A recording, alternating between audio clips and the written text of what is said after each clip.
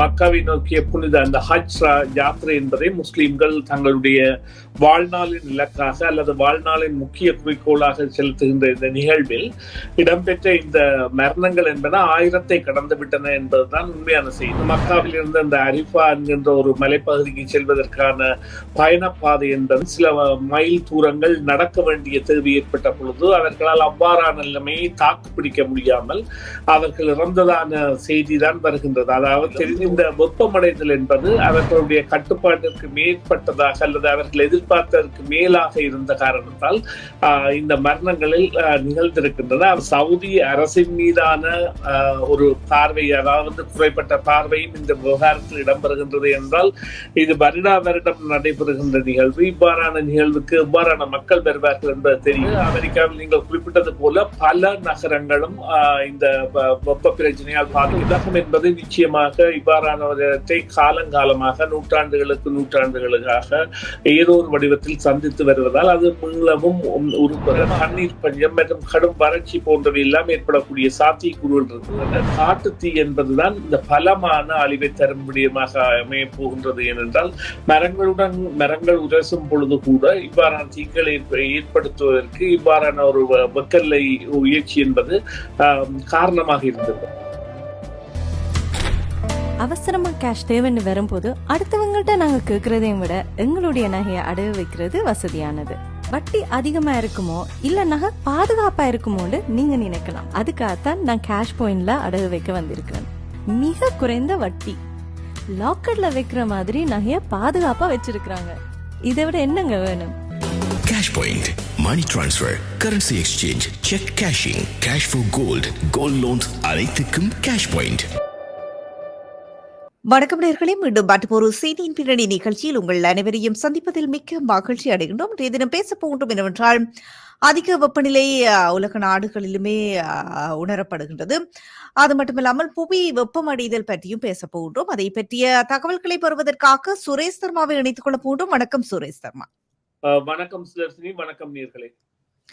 Saudi அரேபியாவில் நிலவு வரும் கடும் வெப்ப அலையால் ஹஜ் புனித பயணம் மேற்கொண்டவர்களில் 645 பேர் உயிரிழந்ததாக தெரிய வருகின்றது. இதைவிடவும் வேறு நாடுகளிலும் இவ்வாறான பாதிப்புகளுக்குள்ளாகி இருப்பதாக கூறப்படுகின்றது. இது பற்றி குறிப்பிட முடியுமா?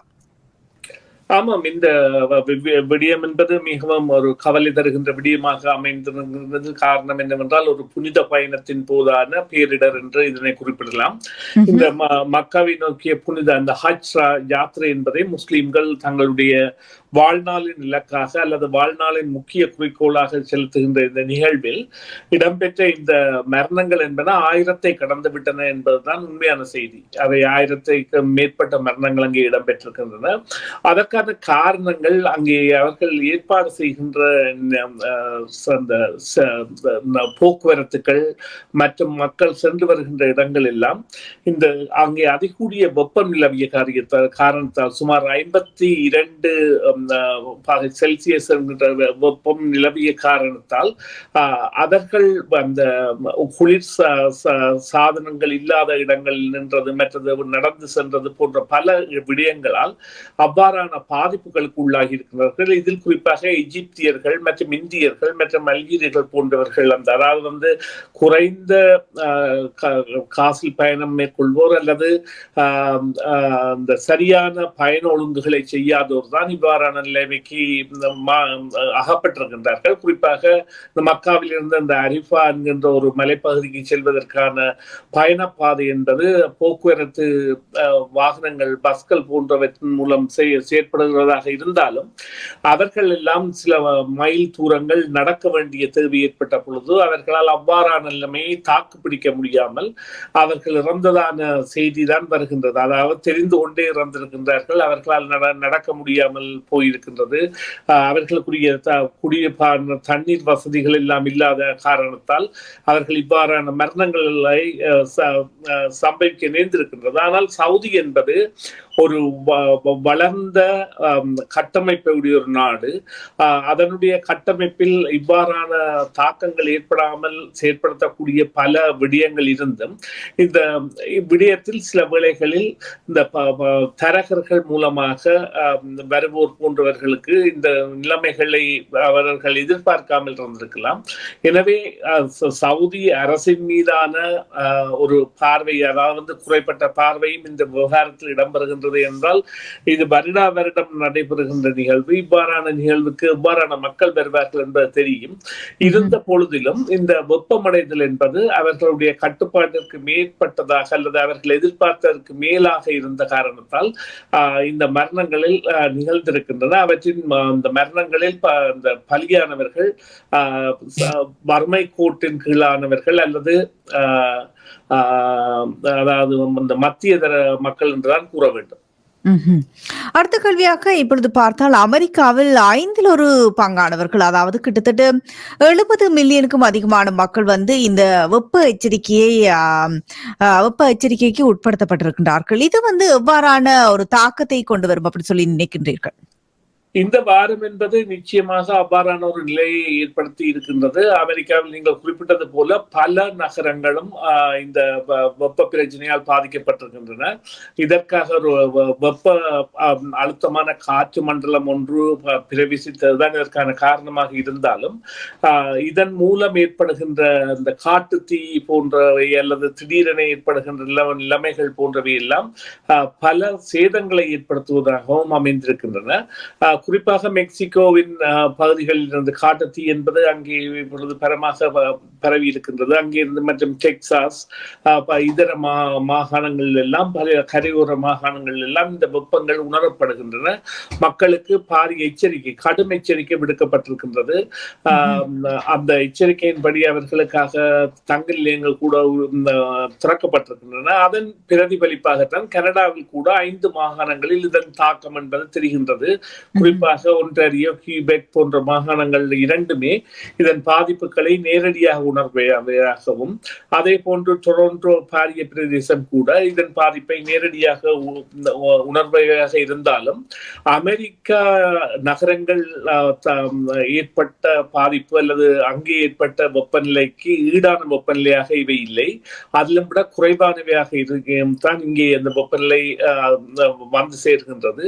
இருந்த பொழுதிலும் இதை கூட தாங்க முடியாத ஒரு நிலை என அவசர காலமாக அறிவித்து, அதாவது அவசர காலம் என்று கூறுவதை விட வெப்ப எச்சரிக்கை என்று அறிவித்து அதற்காக பல நீச்சல் தடாகங்கள் மற்றும் குளிரூட்டிய மண்டபங்கள் போன்றவற்றையெல்லாம் நகரங்கள் திறந்து வைத்திருக்கின்றன மக்கள் தங்குவதற்காக. எனவே இது ஒரு தற்காலிக நிகழ்வாக எடுத்துக்கொண்டாலும் இந்த பூமி வெப்பமடைதல் என்பதன் காரணமாக இவ்வாறான தொடர் நிலைமை என்பது சென்று கொண்டிருப்பதைத்தான் காண்கின்றோம். அதன் அந்த பிரதி பலிப்புகளை எவ்வாறு பார்க்கலாம் என்றால் 2003ஆம் ஆண்டில் ஐரோப்பாவில் இவ்வாறான ஒரு வெப்ப நிலை ஏற்பட்ட பொழுது 30,000க்கும் மேற்பட்ட மக்கள் இறந்தார்கள். அதே போன்றுதான் இப்பொழுது கூட பார்த்தீர்களானால் பல நாடுகளிலும் நீங்கள் குறிப்பிட்டது போல பல நாடுகளிலும் இது நடைபெறுகின்றது. இந்தியா மற்றும் கிரேக்க தேசம், பல நாடுகள் இவ்வாறான வெப்ப அலைகளை சந்தித்து வருகின்றன. இது ஒரு துன்பியல் சம்பவம். இப்பொழுது நிறைவு கேள்வியாக பார்த்தால் புவி வெப்பமடைதல், அதாவது 2014ஆம் ஆண்டிலிருந்து 2023 வரையிலான அந்த காலகட்ட பகுதியில் 1.19 டிகிரி செல்சியஸ் உணரப்பட்டிருக்கின்றது, உயர்ந்திருக்கின்றது. அது இது 1.14 செல்சியஸாக அதிகரித்தால் என்ன நடக்கும் அப்படி சொல்லி கூற முடியுமா? இல்லை, இதைத்தான் நான் முதலே கூறினேன். இது ஒரு துன்பியல் சம்பவம் என்று கூறுவதற்கு காரணம் என்னவென்றால் இது மனிதர்களால் ஏற்படுத்தப்பட்ட நிலைமைகளால் தான் இவ்வாறான வெப்ப உயர்வு என்பது ஏற்படுகின்றது என்பதும் அவற்றை தணிப்பதற்காக நாடுகள் பல முயற்சிகளை எடுத்து வருவதும் நாங்கள் அறிந்தது. பல முயற்சிகளில் தற்பொழுது மின்சாரம் மூலம் உற்பத்தி செய்யப்படுகின்ற வாகனங்கள் மற்றும் கார்பன் வரி விதிப்பு போன்ற பல நடவடிக்கைகள் மூலம் இந்த நடவடிக்கைகளில் இருந்து மீள வருதல் என்பதற்கான நடவடிக்கைகளை அவர்கள் எடுத்தாலும் பல நாடுகளில் இதுவை சாத்தியப்படாத நிலைமை கூட இருக்கின்றது. இப்பொழுது எடுத்து பார்த்தால் வட இந்தியாவில் பல நூற்றுக்கணக்கான மக்கள் இறந்திருக்கின்றார்கள். அதற்கான காரணம் அங்கு ஏற்பட்ட 100 பாகைக்கு மேலான வெப்ப உயர்வு என்பதை அவர்களால் சந்திக்க முடியாமல் சென்று விட்டது. எனவே இவ்வாறு செல்கின்ற காலத்தில் என்ன நடைபெறும் என உலக பொருளாதார கட்டமைப்பு வேர்ல்ட் எக்கனாமிக் ஃபோரம் சில ஆண்டுகளுக்கு முதல் கூறியிருந்தது என்றால் 11 நகரங்கள் பாரிய நகரங்கள் அடையாளப்படுத்தப்பட்டு விட்டன. இவை 2100ஆம் ஆண்டில் இருக்க மாட்டான்.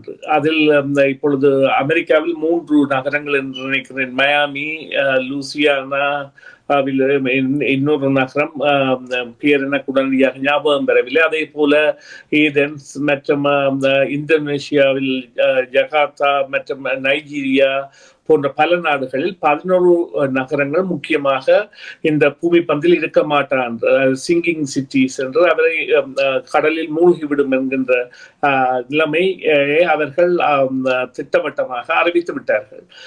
அதே போல மற்ற இடங்களிலும் இந்த கடல் உயர்வு என்பது உயர்ந்து கொண்டு வருகின்றது. அது பெரிய பாதிப்பை ஏற்படுத்தாவிட்டாலும் அதனுடைய தாக்கங்கள் இருக்கும். இந்த சுனாமி போன்றவை எல்லாம் ஏற்படக்கூடிய தாக்கங்கள் இருக்கும் என்பது போன்ற கருத்துக்களும் கூறப்பட்டிருக்கின்றன. அத்தோடு இந்த காட்டுத்தீ என்பதுதான் இந்த பலமான அழிவை தரும் விடயமாக அமைய போகின்றது. ஏனென்றால் மரங்கள் உரசும் பொழுது கூட இவ்வாறான தீக்களை ஏற்படுத்துவதற்கு இவ்வாறான ஒரு வெக்கல்லை உயர்ச்சி என்பது காரணமாக இருந்துவிடும். எனவே அதன் மூலம் அவ்வாறான நிலைமைகள் ஏற்படுவதோடு தண்ணீர் பஞ்சம் மற்றும் கடும் வறட்சி போன்றவை எல்லாம் ஏற்படக்கூடிய சாத்தியக்கூறுகள் இருக்கின்றன.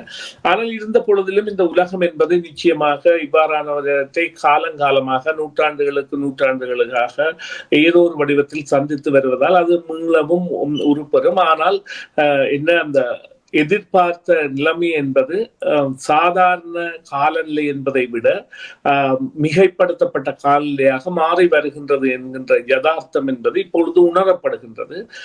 அதற்குரிய நடவடிக்கைகள் எல்லாம் இனிவரும் காலங்களில் கூட அரசுகளால் பலமாக மேற்கொள்ளப்படும். என்றால் அதுதான் அங்கே உள்ள ஒரே ஒரு வழி. அதனைத்தான் உங்களுடைய கேள்விக்கான பதிலாக சொல்ல முடியும் தர்ஷினி. நன்றி சுரேஷ் சர்மா, உங்களுடைய தகவல்களுக்கு. அந்த கேள்வி இன்றைய நிகழ்ச்சியின் நிறைவு கேள்வியாக அமைந்தது. மீண்டும் ஒரு பொழுதில் சந்திக்கலாம். நன்றி, வணக்கம். நன்றி சுதர்ஷினி, நன்றி நேயர்களே. மீண்டும் ஒரு பொழுதில் சந்திப்போம். CMR யூடியூப் சேனலில் இணைந்திருக்கும் நேயர்கள் அனைவருக்கும் எமது நன்றி. காமெண்ட்ஸ் பகுதியில் உங்கள் கருத்துக்களை தெரிவிக்க தவறாதீர்கள். முக்கிய செய்திகள், காணொளி தொகுப்புகள், நேர்காணல் என பலதரப்பட்ட அம்சங்களையும் உங்களுக்காக தருகின்றது CMR யூடியூப் சேனல். CMR என்று சர்ச் செய்து எமது யூடியூப் சேனலை சப்ஸ்கிரைப் பண்ணுங்கள். உங்கள் உற்றார் உறவினர் நண்பர்களோடும் இந்த காணொளி தொகுப்புகளை பகிர்ந்து கொள்ளுங்கள். அருகில் இருக்கின்ற முக்கிய காணொளி தொகுப்புகளையும் தவறவிடாமல் பாருங்கள்.